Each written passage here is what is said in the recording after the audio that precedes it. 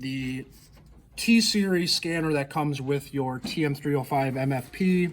Here's the look of your SmartWorks MFP5.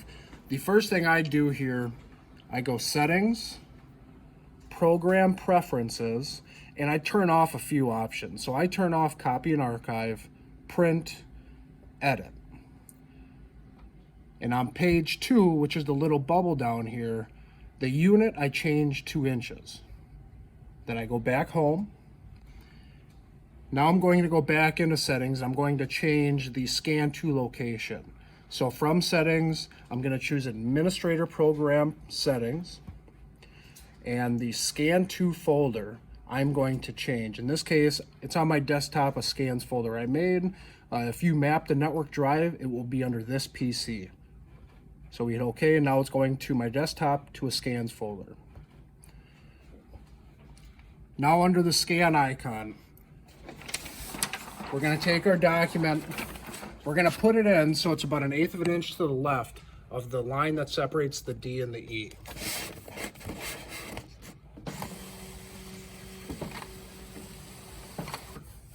And the reason for that, for a 36-inch wide scan, is you want to be able to make sure the sensor sees the whole document. So the software should now say 36 inches. We're going to choose the preset. In this case, this is just a color scan, and it's going to be a PDF file type, and it's going to desktop scans folder, and that'll be the name of it. We'll hit the green button to start.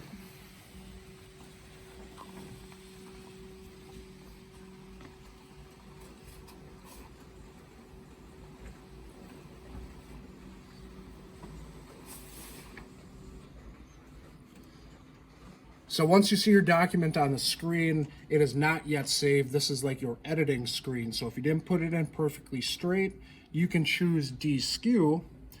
And when you tap it, it brings up these little diamonds that are half off of the screen. And if you separate them, they make a line. And you're going to run that line along a horizontal line that should be straight in your drawing. And you'll hit OK. And that will turn the image a little bit to straighten it. You have the rotation. Every tap will be 90 degrees in rotation.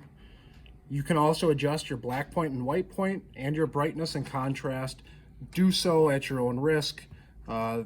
If you turn your white point up really high, you can see you start to lose your documents. So as you're messing around with that, make sure you're being conscious of fine lines and small text.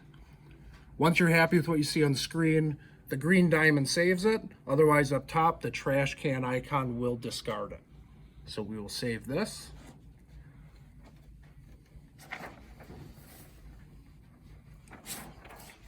And copy. So copy, it's the same process of putting the document in. It will tell you the width down here on the bottom left.